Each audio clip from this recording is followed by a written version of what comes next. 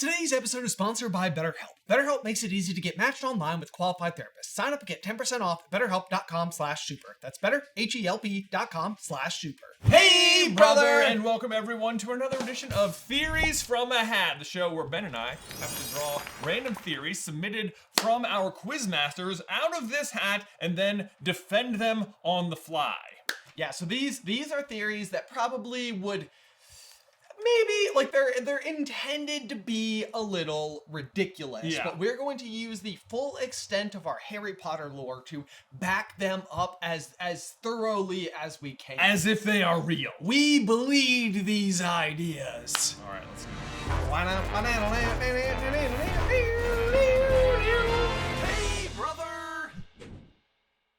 There's blood everywhere. Oh. From what? From bleeding these ideas. Oh, from bleeding the ideas. We bleed these ideas. Bleed. So when you're watching this episode, just think blood. Blood. Blood? Blood? All right. First theory. All right, here we go. This is from Cue the Sparkle. Dumbledore can time travel without a time turner. He just chooses not to. Well, howdy!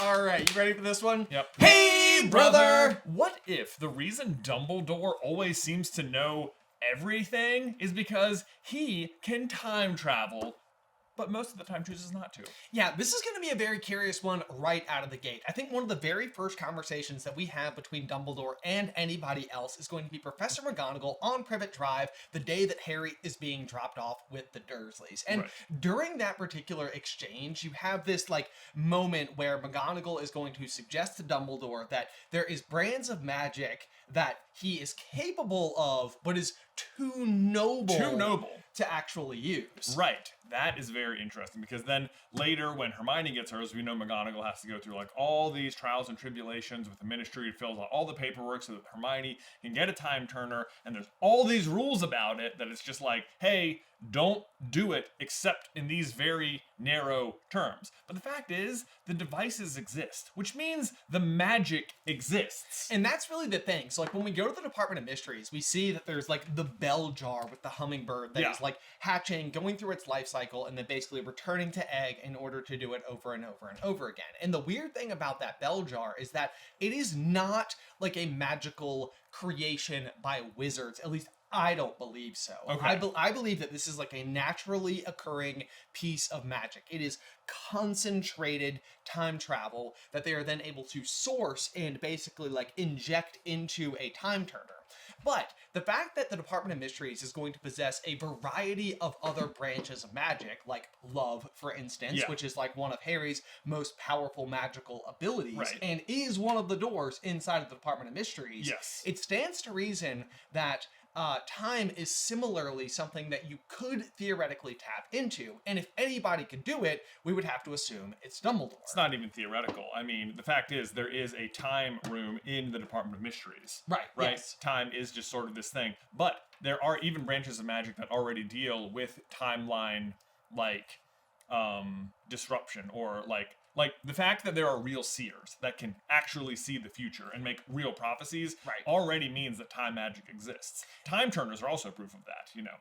But like that to me means that like it's rare, but you can interact with time via magic. I mean, even like on a really, really basic level, just the impedimenta jinx slows you down. Yes, like as an individual. So is it slowing you down physically, or is it like a concentrated bubble of like slow motion energy?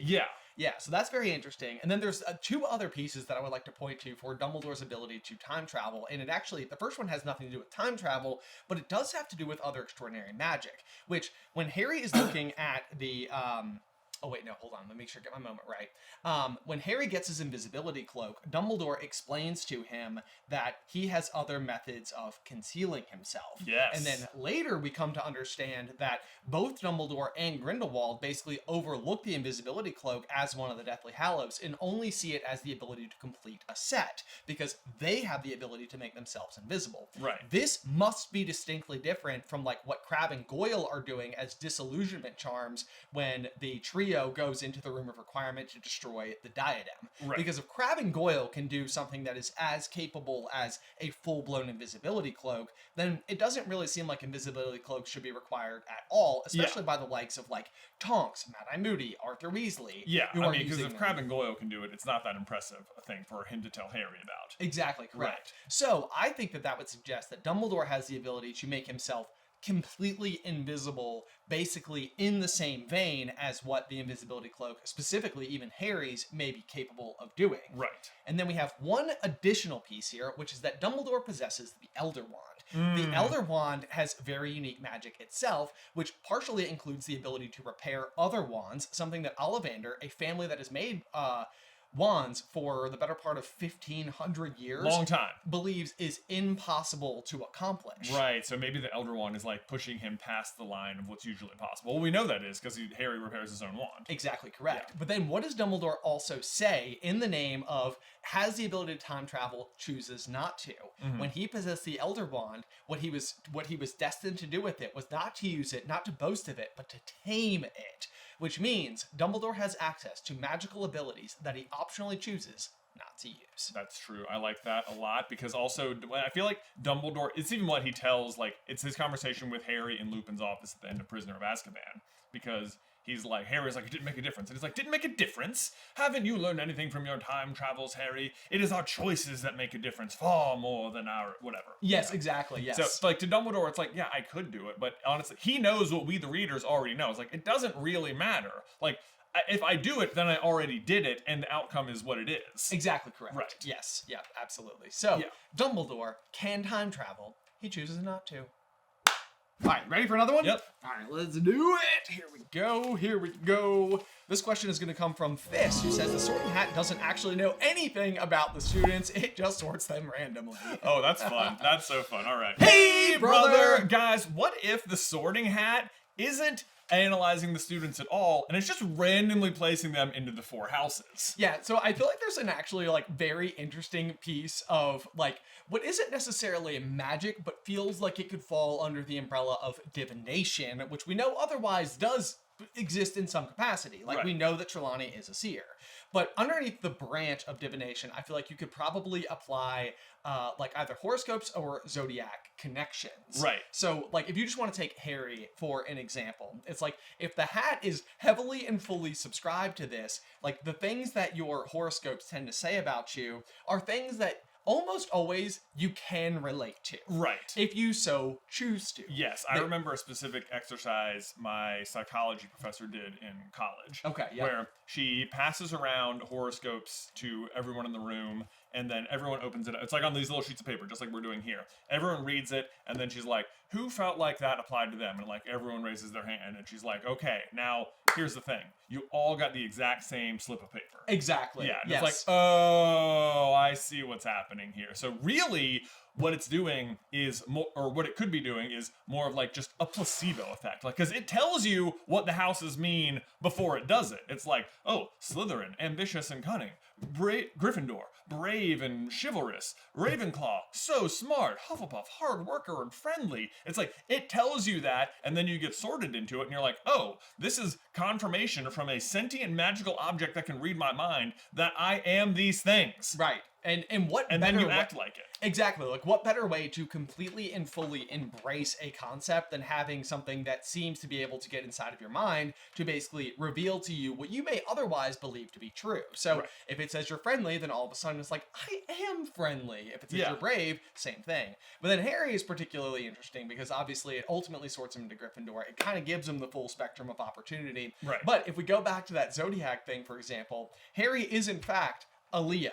He is born on July 31st, which places him inside of that window. So the Gryffindor is a pretty easy selection, especially if we want to use that as the backboard for how we get there. Yeah, that is absolutely true. That's absolutely true. But then you have characters like, you know, it's not like only the Gryffindors are brave. Like, Cedric is clearly brave. Right. Like, the Ravenclaws in Dumbledore's army are clearly brave people. Right. You know, like, who else? Even the Slytherins. Like, Draco having to, undertake the task to kill Dumbledore. Like, that takes some serious bravery. He is under threat of death. Yes, absolutely. And Dumbledore even has that like very famous line with Snape where he's like, sometimes I think we sort too early. So Dumbledore isn't even aware of this. Right, yes, exactly, yes. But that would suggest that basically Snape, and even Harry says this to Albus when he's getting ready to go off to Hogwarts himself in the epilogue. Yeah. He's like, you know, you're named after 2 headmasters of Hogwarts, and one of them was a Slytherin, and he was the bravest man I ever knew. Exactly, yeah, and he was a Slytherin. So there you go. So I think, yeah, the Sorting Hat, clearly could just be pulling a big placebo act on everyone. And it gets away with it because of the other Fidelius charm that's already on it, in our own opinion. That's right. Because it's not like, because the trick is, you can still choose, right? Like, Draco's like, I'm going to be in Slytherin. And the second it touches head, Slytherin. It's like, yeah, because Draco's like sitting on the chair like Slytherin, Slytherin, Slytherin, Slytherin. It's like, okay.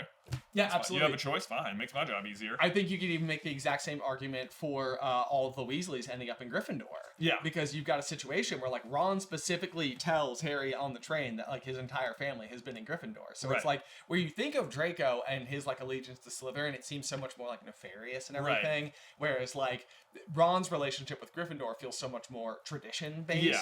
But, like, if Ron is going in there and the rest of the Weasleys are as well determined to end up in the house of, like, their family. Exactly. Yeah. It's like, it feels familial. It feels love-driven. It's, like, so much more warm and acceptable. But also explains how so many people in a row could be sorted. Right. In Gryffindor. Exactly. But even the hat tells Harry, like, he's like, oh, yes, lots of brains. Like, not a bad brain either. Right. You know, is like plenty of courage, lots of talent, but where to put you? Right. Yes. So basically, it's just like, yeah, you could go anywhere. Exactly. Yeah.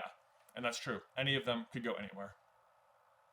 Probably makes scheduling easier. Probably. You know, it's like, let's divvy it up at least. Like, you know? What do you know? It turns out there's always about a 25% split. Who knew? Yeah, yeah. It just so happens that this is the exact fraction math of, like, how people are born. Yeah, right.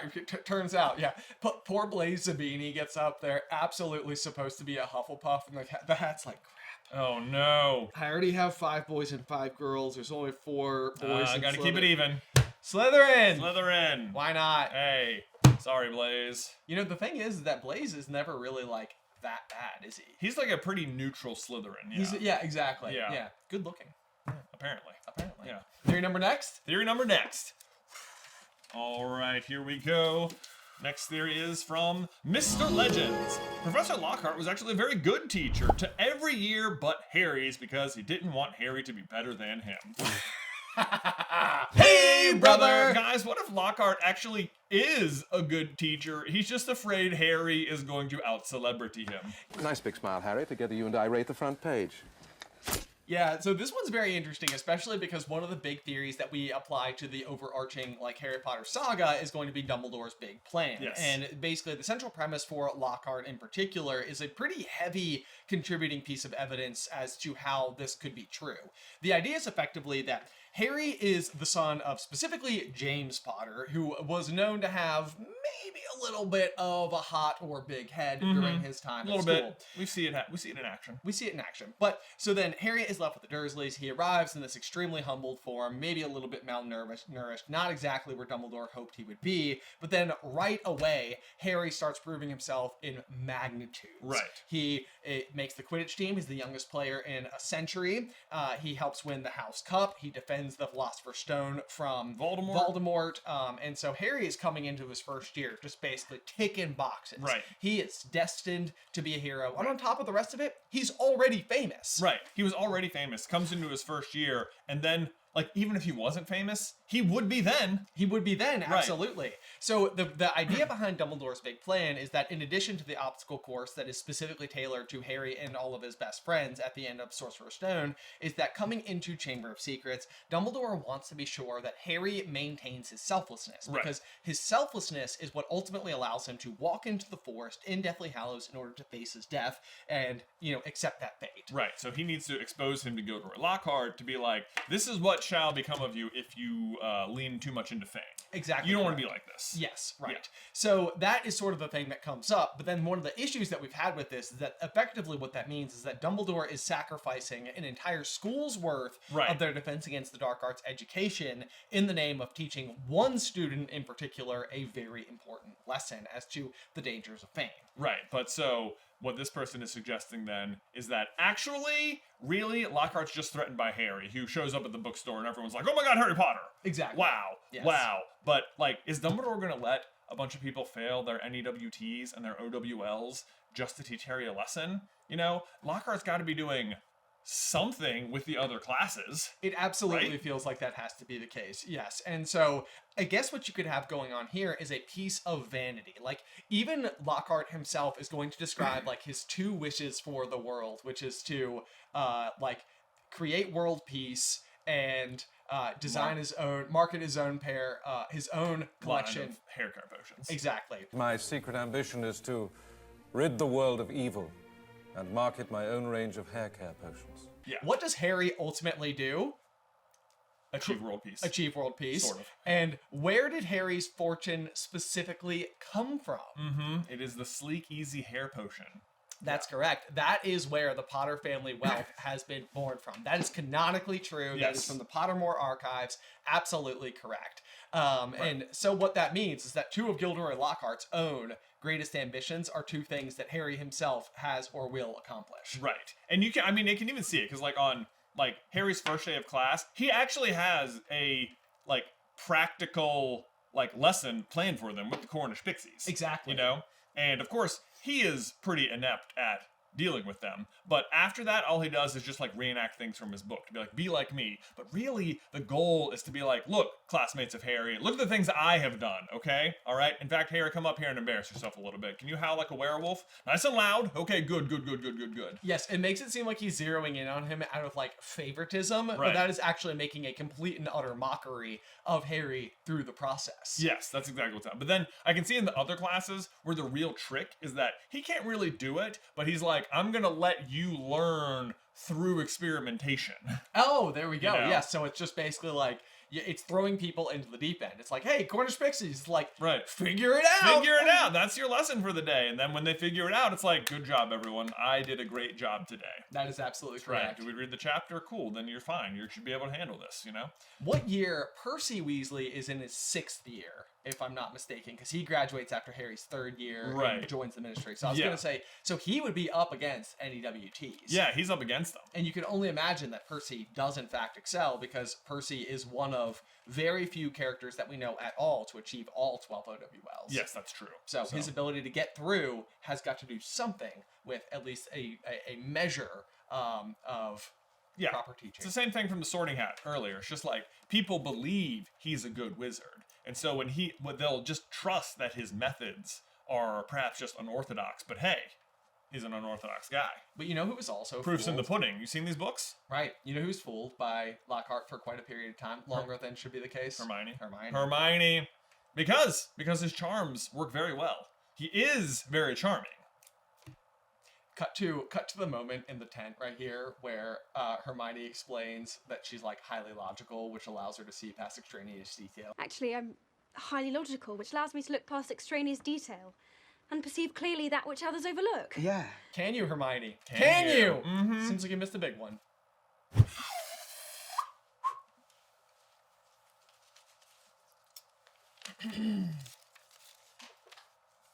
This question is going to come from Zach, who says, Hagrid and Aragog were responsible for Moaning Myrtle's death. no. It is just a coincidence that her bathroom is also the entrance to the Chamber of Secrets.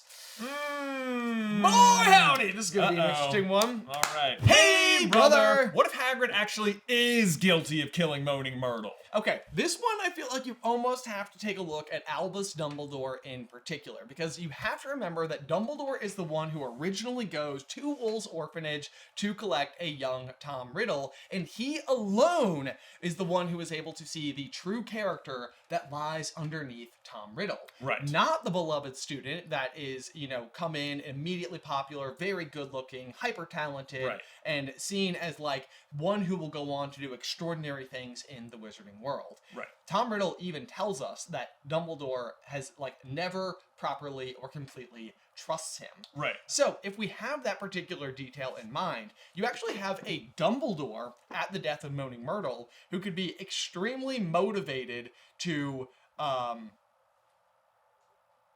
Oh my gosh, I had it. Point the arrow at him, or like, yeah. Yes, so you have a Dumbledore who could be highly motivated to point the arrow at someone in particular. So Right. it's like Hagrid is responsible. However, there has been a death, and Dumbledore may even be in a position where he's using a little bit of foresight to be like, this kid This is so classic Dumbledore. Right? It's the same trick he plays on Snape is what it is. Explain. Okay, here we go. Ready? Snape comes to... Dumbledore hears the prophecy in full from Sybil Trelawney. Right. He is the only character who knows it, right? He knows it's either Harry or Neville. That's the chosen one. And as such, he immediately hides the Potters and the Longbottoms. Then along comes Snape, and he's like, oh my god, it's Lily Evans. He thinks it's her son, Harry. And he's like... Fight them all. I beg you. What will you give me in exchange, Severus? Maybe I will, maybe I won't. What are you going to give me? And he's like, anything. And he's like, 100% permanent obedience, switch sides, no takesy backsies. And Snape's like, fine, yes, I'll do it. I'll be a good guy. Exactly. And then Dumbledore walks away and he's like, well, that worked out well for me. I'm already doing what he asked. Yes, amazing. The same Potter's already thing doing happening here. He's like, hey, this Hagrid guy, I'm going to do him a solid here. Right. I'm going to do him a solid. It's like, guess what? I'm going to let you stay on, you know? I know it was Tom. I'm going to say it was Tom Riddle. But in helping you, then I help you out. Now you're indebted to me forever. Exactly. Same thing. Exactly. Same correct. thing. Yes, and Hagrid does stay expelled, despite the fact that Dumbledore knows, or like at least outwardly believes, that it wasn't him who actually committed the crime. Right. And so that is just like another piece of like, gosh, my brain has it and then it runs out of it. Because we're having to do it on the fly. That's exactly It's it. okay. You're right. Dumbledore knows Hagrid is innocent. Do you think it wise to trust Hagrid with something as important as this?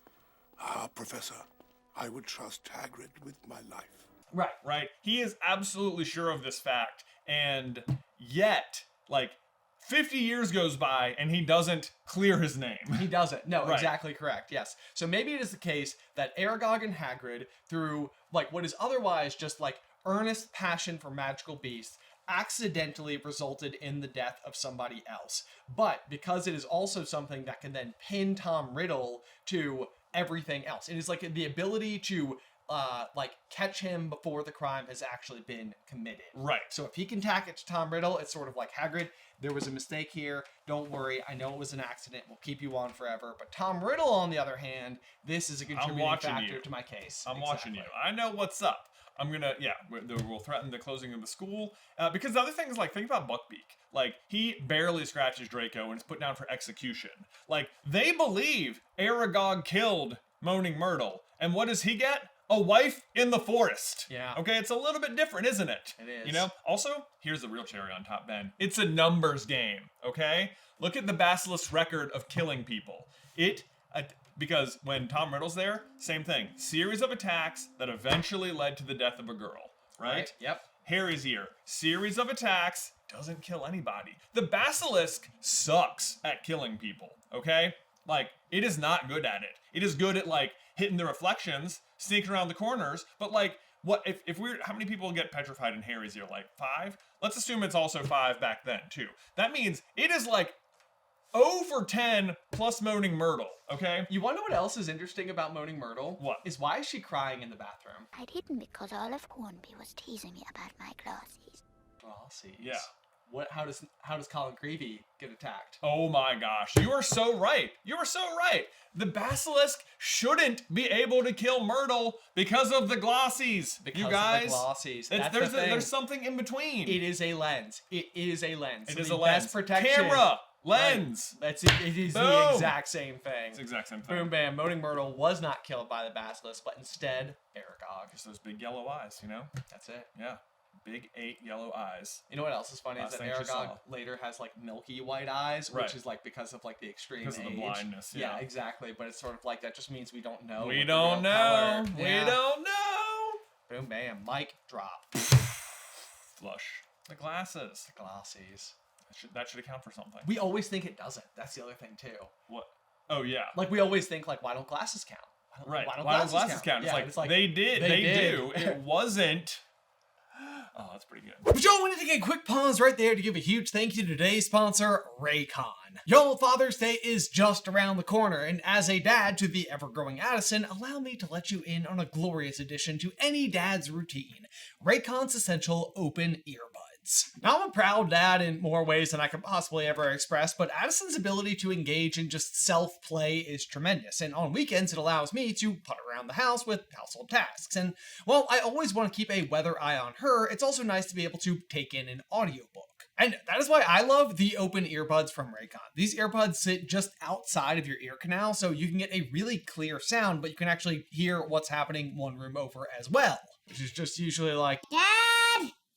Can I have some chocolate milk? the answer's almost always yes. These are also really handy for running the neighborhood, so I can still hear traffic around me, or honestly, even better, a neighbor who wants to show me their garden, and I can just fully justify pausing or heck even abandoning my run altogether. To be 36. And most importantly, you can shop with confidence. Raycon has over 3 million customers, and the sound quality is just as good as the way more expensive brands. So upgrade your dad's everyday routine. Go to buyraycon.com/SuperCarlinOpen to get 15% off, and thank you to Raycon for sponsoring today's episode. Now, back to the video. Next one, here we go. Oh, man. Okay, actually, I like the sound of this one right away. This one is from Tara the Terror Braincloud Walker, and it is the Ford Anglia is actually Mr. Weasley's horcrux. Oh my god. Okay. I already like it already. Hey, brother! Did Mr. Weasley have a horcrux? I know right away, like, the thing that anybody might say, it's exactly like Dumbledore's horcrux. It's like this idea that somebody so good could create something so specifically evil. Right. However, the Ford Anglia is a very, very bizarre piece of magic that otherwise goes completely unexplained. Like, right. We have no reason to understand how it ultimately gains sentience. Right. It just gets to the school and is like, all right, I've had enough. You guys get out. I'm going to go become feral in the woods. But like, what else acts like that? I mean, this is literally like a Muggle-created object that has been magically modified that ultimately is capable of completely existing on its own without any requirement for, like, ongoing fuel or maintenance, right. Which vehicles absolutely need. Yeah, you can't just leave a car out in the woods and expect it to be okay. Exactly. And so the other thing that's crazy about it, too, is that when Ron and Harry are ultimately in danger, the Ford Anglia has enough protective instincts over a fellow Weasley to arrive and ultimately save the day. So yes. How does this end up happening? What happened with Arthur and his relationship with the Ford Anglia to where he was able to deposit a piece of his soul within the vehicle? Right, because it then also means that he has to have killed somebody. And typically it does feel that way, but like we know that Arthur has a very, very specific and positive relationship with Muggle-created objects. Dad loves Muggles. I think they're fascinating. Right. And his greatest ambition in the world, which is like one of his codes for Molly, is how do airplanes stay up? Right. And what Arthur ultimately creates is a car that is capable of flight. Right. And so it's like what Arthur is doing is trying to achieve and understand his own life's ambition. So when he's out in the shed at the Weasley's house, at the burrow, trying to figure out how to do things to this car, he is literally putting not only his heart, but also his soul into it. There you go, which is why it recognizes Ron and gains sentience. Because what are the other things that have sentience? Like the diary, the locket, you know? Yeah, sorting hat. Sorting hat, yeah. All of them have a bit of the person who made them put into them. That's right. Right. So that really is the only way things gain sentience in other things in Harry Potter. So Arthur's the one who worked on it, and I don't know, maybe he hit like a muggle or something. And I was like, like a crosswalk. Yeah, it's like crosswalk. while I'm here. While I'm here. Yeah, hold on. There it goes. Maybe he didn't even mean to. Anyway, there you go. The Ford Anglia, total horcrux. Alrighty, the small Huffle writes, the old copy of Advanced Potions that Harry gets actually initially belonged to James. Oh. Snape stole it and wrote Property of the Half-Blood Prince to annoy James, and also because he wanted to impress Lily by being good at potions. This one's so good. Okay. This one is really good. Yeah. Hey, brother! What if James actually was the Half-Blood Prince? I'm the half-blood prince. Now, not specifically by title, because we completely understand how the Half-Blood Prince specifically refers to Snape because he is the son of a witch named Eileen Prince, and otherwise the son of a muggle named Tobias Snape. And so he is choosing to identify more through this, made-up name, this title, by way of his relationship with his mother. Right. But so what we're saying, though, is that, like, James is the Half-Blood Prince in terms of authorship of the notes in the margins on the book.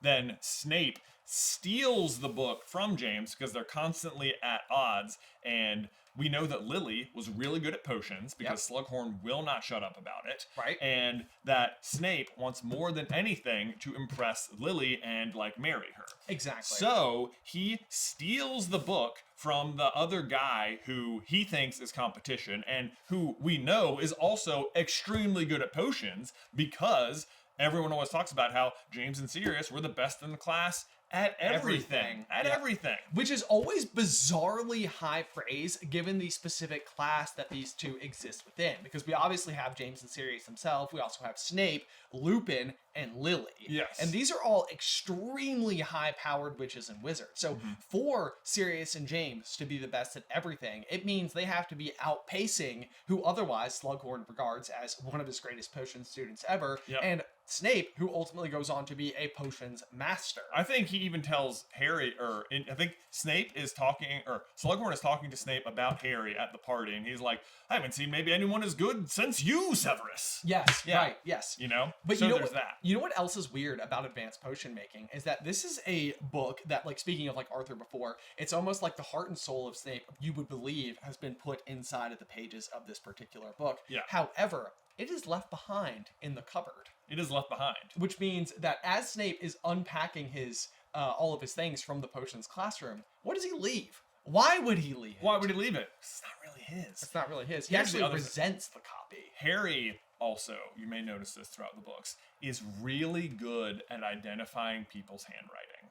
Like, Hagrid has his untidy scrawl. Right. Dumbledore has his loopy writing. Yep. You know, there's always a description for how they write. He would know what Snape's handwriting looks like. He should recognize it based on the way he recognizes everyone else's handwriting, but he doesn't. You know why? Because it's not Snape's handwriting. It's James. It's James, which he would have less of a reason to have any exposure to. Why would he? When he's in The Prince's Tale, he is specifically there during O.W. Wells, where Snape is writing. Yes. And so he would have been exposed to it just a few months prior. Yeah. And now here he is looking at it exactly, and he should be capable of understanding who this particular thing is. The other thing is that when they are next to the lake, they, like, during Snape's worst memory, is that James uses a specific spell on Snape. Yeah. Right? Levicorpus. Levicorpus. Yes. Where does Levicorpus come from? Right. The Half-Blood Prince. The Half-Blood Prince. It is, in fact, James's spell, not Snape's. Boom. The advanced potion-making book originally belonged to James Potter.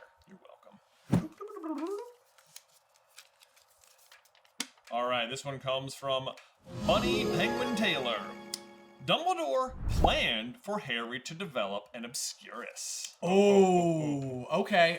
Hey, brother! Was Dumbledore's big plan much darker than we initially thought? There's actually a lot to this, because as the original Harry Potter books were coming out, we got an explanation of basically how Ariana, like, the state of her condition after being bullied by Muggle boys was, and what made her so fragile as a young girl. Right. And the description that is specifically given is ultimately what we see in Fantastic Beasts many years later, showing that Credence, who goes through a similar set of circumstances, ultimately has, and that is how he develops an Obscurus. Right. So that means that Ariana predates everything altogether. She was an Obscurus, and Dumbledore knew that she was an Obscurus. Right? Yes. And so as Dumbledore is moving forward, one of the things that he describes as the flaw in his plan as it pertained to Harry is that he grew to care for him. Mm-hmm. Otherwise, Dumbledore knows from the very beginning that this kid is a pig destined to slaughter. Right. He is meant to ultimately take down the Dark Lord. And the thing that makes Dumbledore develop compassion for him is just Harry's unique goodness. And then at that point in time is when he starts to aim to not only protect Harry's life, but just his childhood in general. Right. But he doesn't know that until he actually meets Harry as an 11-year-old, which means that if he knows that Harry is the one who is supposed to possess the power that the Dark Lord knows not, he may be looking for the other most powerful brand of magic that he's ever witnessed in his life. Right, and back in Fantastic Beasts, we know that Dumbledore learns that his nephew, Aurelius, right? Aurelius? That's what his name is? Yeah. Credence developed an Obscurus, and that Grindelwald, the other Darkest Wizard, was trying to recognizes the power of Credence, and Credence's power is so big because he is the only person to ever, tame the Obscurus within him. Right. Which he can then, exude massively powerful magic, where he, knocks down that, giant cliff wall or something with a single spell. Exactly. Right, so Dumbledore is like, okay, because the other thing he tells Harry when they're talking about the prophecy is that he knew he was leaving him to 10 years of woe and misery at the Dursleys. Yes. Right? He knows about Petunia and Vernon. He knows they are going to treat him terribly. And of course, he doesn't know for sure whether they'll tell him about magic or not, or if Harry will figure it out, but they don't want him using magic at all. Anything bad happens, no good. They yell at him for the glass disappearing at the zoo. Oh yeah, I mean, when his hair grows back, I think they say that when his hair grows back after Petunia cuts it off, they lock him in his cupboard for a week. Yes. So it's and even McGonagall at the very beginning of the story is watching over the Dursleys and describes to Dumbledore that it's worst sort of muggles imaginable. Right. But Dumbledore, and you might be thinking oh, but the bond of blood. This Blonde is of blood. The blonde of blood, luscious locks. Toss. The bond of blood, you might be thinking no. He chose the Dursleys specifically because that's where Petunia resides. She's the last living blood relative to Lily, which means that Harry is protected there no matter what. But instead of being protected, what it actually means is that Harry is trapped. Yeah. He is trapped within the bond of blood. He can't get away. Nobody can come and take him as long as he is there. Right, he's like, nah, it's a really good excuse. Big scapegoat energy. It's a big scapegoat. So what he thinks is that by the time Harry arrives, he will be so badly mistreated, his magic will have been reversed inside of him so intrinsically that it will explode out in the form of an all too powerful Obscurus. I know this. An Obscurus grows in the absence of love, which would then be capable of defeating Lord Voldemort. Power he knows not. This question is going to come from Fireflower, who writes, Dumbledore and Snape swapped identities using Polyjuice potions, so Dumbledore killed Snape instead of the other way around. Oh, very interesting. Oh boy, okay, I don't know about this. Okay. Hey, brother! Snape killed Dumbledore? I don't think so. Dumbledore killed Snape. Okay, this one is going to require a little bit of deep thinking, I think, to say the least here. But I think when it really comes down to it is that Dumbledore has committed his entire life, every single thing that he does to the idea of defeating Voldemort. Because there are so many other things that he could be doing. He could be Minister of Magic. He could be an Auror. He could be leading the Wizengamot, you know? But he can do whatever he wants, really. But instead, he is choosing to remain at Hogwarts with the objective of ultimately taking down Tom Riddle. He has been spending years and years and years researching the backstory of this particular character, figuring out what he was doing during his years after Hogwarts, ultimately discovering Hepzibah Smith, interviewing Hokey, tracking down... who's his... Bob Ogden? Not Bob Ogden. Well, yes, Bob Ogden, but also... Morphin in order to get additional information about what the life was like for the Gaunts. So you have a 30-plus year commitment to figuring out Tom Riddle, and that would have started all the way back in 1937 when he first meets him at Wool's Orphanage, witnesses everything that he does as a student. So you are dealing with Dumbledore, who spent more than half of his life committed to removing Lord Voldemort from his reign of destruction. Right. You think he's not going to see it through? You think he's not going to see it through? That's the thing. It's that, Snape, for all that he has ever promised Dumbledore, it's one of these things where Dumbledore doesn't ultimately believe that Snape at his very core is a innately good person. True. What he believes is that he can trust him absolutely. Right. But Dumbledore, in many ways, is actually disgusted by Snape. Right. Especially when he arrives and pleads to protect Lily, because the first thing that Snape ever asks for is to only protect Lily. Right. You disgust me. Exactly, yes. And so I don't think that Dumbledore respects or even likes Snape. He just simply trusts him. So ultimately, in the effort that Snape promises him, when it really comes push to shove, Dumbledore is effectively saying to him, the moment has come. I did everything that you asked me to do. You committed your life to Your my life. objectives. Anything is what he says. Anything. Has it ever crossed your brilliant mind that I don't want to do this anymore?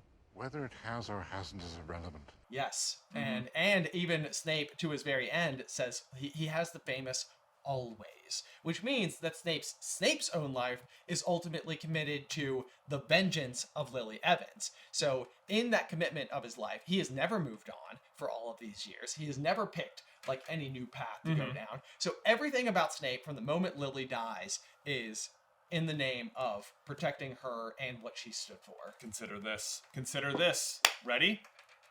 The unbreakable vow that Snape makes with Narcissa Malfoy, right? She says, you will watch over Draco. You will help him complete... You will do the task if he cannot do it, right?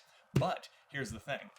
Snape apparently kills Dumbledore, thus apparently completing the task. However, it is prearranged between Snape and Dumbledore, which means that it is not in the name of following. It is not. He does not follow. He's not doing Dumbledore. He is not carrying out the task of killing Dumbledore per Voldemort. Right. He's carrying out the task of killing Dumbledore per Dumbledore. Right. Which, to me, feels like an important distinction. Right. And you know what? Snape doesn't die, though, even though he apparently breaks the unbreakable vow, because Snape does die, because they switch places, and Dumbledore kills Snape in the moment. Okay, here's another one, too, as well, just to add on like a little extra flavor at the end, is that Dumbledore has an absolute adamant relationship with protecting the purity of one's soul. That is the original reason for the discussion for Snape to step in and kill Dumbledore instead. And Snape responds, what about my soul? What about my soul, Dumbledore? Which means that on some level, Snape believes that in killing Dumbledore, it would fracture his own soul. Right. And Dumbledore does respond, like, by basically saying, like, it is up to you to determine whether or not helping an old man, right, like, you know, would fracture your own soul. Right. But on some level, Snape may be like, I choose not to. Right. I choose to die with a completely, fully intact soul. Right. Ooh, and Dumbledore, he's like, look, I'll die for you, but I won't tear my soul for you, or something. Exactly. You know, like, because it makes a good point, because Dumbledore is like, he's doing all this to not rip Malfoy's soul, and it's like, Snape's like, well, we don't know. That's a big guess if that's going to work, right? So it's like, why don't I just die instead? Oh, if they switch places, that's so interesting. And then you'd be like, gosh, when would they have switched, though? Does that mean Snape would have taken Harry to the cave? That'd be weird. That would be weird. Yeah. That would be weird. That would be pretty crazy. He'd have to act like Dumbledore. But I guess he could probably pull it off and solve Voldemort's puzzles. Well, on some level, we do know from Sirius that Snape arrives at school with more knowledge of the dark arts than many common-day Death Eaters. True. So, who better to actually be able to examine the traces of magic that reside around the cave? Oh. Even Dumbledore saying, like, I taught him. I know his style. It's like, or flip the script. He taught me. I know his style. I know his style. Oh, because you know what? The book is called The Half-Blood Prince. Right. Right? Yes. Who is the main subject of the book? It's Snape. He's got the potion book the entire time, and that means when Harry comes, so this is what would happen. Dumbledore would summon Harry and be like, I need you to come back here in like 10 minutes with your invisibility cloak or whatever. Right. Right? Then Harry runs away. That's when they make the swap. Oh my gosh, you want to know what else is kind of remarkable about this? Is when Harry is going to Dumbledore's office in order to go to the cave, when he discovers from Trelawney that it is Snape who is in fact the one who is listening at the door, who heard the prophecy and gave it to the Dark Lord, which means when Harry gets there and is absolutely fuming about Snape, Snape himself is the one receiving this information from Harry. Oh my god. And the thing is that Snape is like, I am about to die tonight. It's like, now is not the moment for this because I'm about to give my life to this very cause. Right. Yeah. Okay. That would be pretty crazy right there if he switches then. That also means, though, that Dumbledore... I mean, Snape dies in the next book anyway. Snape tells Dumbledore that the curse in his hand is only going to last him, like, another year. Right. So Dumbledore would have to be polyjuicing the entire time to stay as Snape. And it's like, I mean...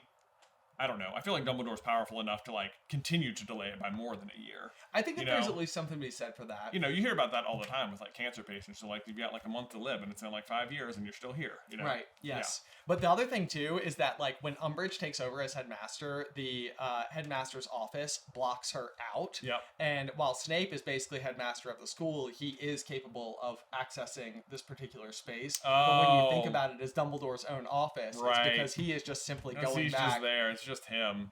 That's funny. That's funny. It also would be a way for him to protect the Elder Wand. It would be. Right. Yes, indeed. Yeah, and it doesn't really stop anything because he would have had to trade wands with Snape. Right. Right. So Draco would still disarm the person carrying the Elder Wand and become the master, I suppose. Yes. Yeah. So no big deal on that front. Wow. Okay. Wow. So there you go. Snape and Dumbledore switch spots. Oh, there's even more. Ready? Go ahead. There's just like an established pattern for this in the books, wherein like Hermione develops the protean charm on the coins. Yes. Right, and then Draco does the same thing with Rosmerta. Right. Right, like the Golden Trio makes the Polyjuice Potion, and then it's used against us in book 4. But it's like the enemy learning from the bad guy, and like there's like a whole circle of this on one particular spell. Yeah, right? Well, it is the protean charm. So originally the Death Eaters used the Dark Mark in order to communicate with each other. Hermione uses that in order to keep the protean galleons, and she's like, because Harry brings it up, he's like, isn't that similar to like the Dark Mark? And she's like, yes, but I figured this was a more elegant solution than tattooing all of our people. Right. And then ultimately Draco steals the idea from Hermione, who had stolen the idea from the Death Eaters. It's full circle. Full circle, yes. So it kind of goes in a way like that. And so this is the same thing. It's just like, oh, remember when they did that whole Polyjuice switch thing with Moody and Barty Crouch Jr.? We're going to pull the same thing, and they're not going to see it coming. Exactly. Yeah. Yep. Yep. And it's like, then Dumbledore's just right there sitting next to Voldemort all the time. All the time. All the time. Keeping a very, very close watch on him, which you could also completely see, because if there's one thing that Dumbledore is completely and utterly unwilling to do, is allow for actual danger to befall his student. Tell them Hogwarts is no longer safe. So he is willing to let Umbridge come in, do all the things that she does, but the moment that she lays hands on Marietta Edgecombe is the moment that he is like, absolutely not, I will step up, and this is not going to be okay. So he is never actually allowing the Hogwarts to be taken over completely by the Carrows. Man. Okay, there you go. Snape and Dumbledore. Swap places. Body swap. This is from Sonorous Jab. Hogwarts itself is an extension of the Room of Requirement. Oh, now we're talking. Yeah, that's pretty good. That's pretty good. Hey, brother! What if the Room of Requirement doesn't exist inside the castle? The castle spawned from the Room of Requirement. Wow, okay. So there's a little bit of deep lore involved that you could go to, again, from like deep archives, but the rough idea is that Rowena Ravenclaw originally has a dream about following a warthog through the woods. A boar, yeah. A boar, thank you. And they basically go on this same path, and what they ultimately discover is the Pensive, and that is the spot around which Hogwarts Castle is built. Mm-hmm. However, we also know that going into other branches of wizarding, like constructs, take the Ministry of Magic, for example, deep within the Ministry is the Veil, around which they ultimately build the Ministry of Magic. Right. So basically what we're doing is taking pre-existing magical creations and like sourcing or protecting those magical creations by building larger things around them. Right. But if what they were ultimately to discover is a source of magic that could provide to the discoverer exactly what they need. So don't even think of it as a room. Almost think of it as like an orb of magic that is like residing above the Pensive. Right. That can then it's like a fountain of youth sort of thing. It is, exactly. Yeah. It is a thing waiting to be discovered. Because what Godric Gryffindor, Salazar Slytherin, Rowena Ravenclaw, and Helga Hufflepuff would be dealing with during the late 10th century would effectively be a civilization that is persecuting the likes of magical kind. And what they need is an ultimate safe haven for wizards to exist. Right, which is like why it turns into a castle. Because they need like a fortress. A fortress, and a fortress that could be hidden and far from society. Right. Yes. Yeah. So the idea here would almost be that, and this is what we've oftentimes said about the original founders, is that maybe the original intent wasn't so much something like a school, Right. but it was a place for all wizards to come together in order to coexist. Right. And if you look immediately next to Hogwarts, what you ultimately discover is the town of Hogsmeade, which is the only all-wizard city or town in all of Britain. Which makes sense. Like, did the town form because it was near this like magical boon, or did the town form because the school was there?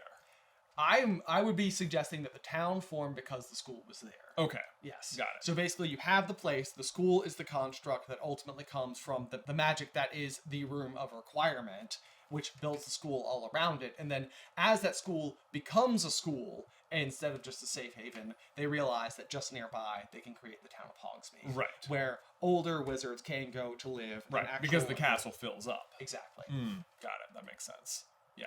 All right. I don't hate that one at all, because I love the idea that like they need a place to like barricade themselves and a place to, but like also a place to teach people. Because in my mind, what happens is on their journey to find like wherever this warthog was going from Rowena's vision, they are like traveling the country and like meeting witches and wizards in other areas, and like that's why they're such good witches and wizards, because they're the ones who are like actually out there adventuring and traveling and learning new magic from different parts of the world. So then they're like, well, we have all this knowledge, we need to pass it on. Right. We need a place to do that, and a place that's safe, especially against people who are attacking. So the castle serves as an amazing fortress and school. Yes, and then if you even look further at the original founders, there's a couple of different ways that I think you can look at two of the founders in particular as to how these four in their travels together were able to maintain a level of secrecy. The first is that Rowena's artifact is a diadem, which is like a crown. I think that might mean that Rowena herself actually originally came from a sense of royalty in the otherwise Muggle world. Seems like it, because like the Baron, which is like a noble title, is interested in her daughter, and as a Slytherin, a Slytherin being taught under Salazar, mind you, like he probably values social titles and stuff. Yes. And is not trying to marry beneath his class, which just suggests that Helena Ravenclaw also bore some sort of title. Yes, correct. The other one that I would point to for how they would be able to navigate themselves and gain all this additional knowledge that would then make them in such a strong position to go on to be the founders of Hogwarts is that Godric Gryffindor carries a sword. And the sword is also a very clever way to maintain or to engage in battle as needed without demonstrating your magical abilities, which would then reveal your hand. Right. Secrecy is at the core of everything that they're doing, and ultimately the objective is to discover a castle, a safe place for wizards to go and exist. Boom. Room of requirement. The true source of power at Hogwarts. Which then also kind of like makes sense why the castle like moves around and stuff. You know? It's like sort of lightly adapting to the needs of the students everywhere. Everywhere. Yeah. Yes. Even then, like the manifestations of the likes of like Peeves and Filch as poltergeists feels just like further, like more natural. Exactly. Yeah, it's like, yeah, of course, because magic can just be generated here. Exactly. It's like the staircases move because the students, it's like, it's not a nuisance for them because the staircases move according to where they need to go, maybe. Right. Yeah. Right. Yes. It's not as confusing as it might be described to be. It's almost like the moment you step on the staircase, it's like, do you need column A or column B? And it'll just accordingly go. Exactly. Okay, that's a pretty fun one. I like it. Yep. I like it. Boom, bam. Boom, bam. Hey, brother. Mini ducks, going cups. Guys, as always, thank you so much for tuning into this week's episode of Theories Out of a Hat. If you too would like to try to provide a theory for us to discuss and support wholeheartedly, it's pretty easy to do so. You can go on over to patreon.com/SuperCarlinBrothers and select the Quiz Masters tier. Yeah, we love doing these. It is always fun to like test our on-the-fly Harry Potter theory, like lore knowledge. Can we defend almost anything in the series? Yes, and it's very funny because I feel like when we started theory crafting, this is sort of like what we're dealing with, and what makes the Harry Potter series so ripe for exactly what we do is that there are so many details and so many like limitations to specific brands of magic that as you slowly come to learn them, it's almost like everything can almost be like fit through a cog and wheel a little bit one way or another. And so it's like these are taking ideas that feel a little bit far-fetched and then almost like surprising ourselves as to how close we can get to a compelling argument for it. Yeah, it's super fun to do this. So we are looking forward to the next round of theories, and hopefully you will have contributed to them. Exactly. Yeah. But if you would like to see another episode of Theories Out of a Hat, you can click just right over here. Otherwise, until next time, bye!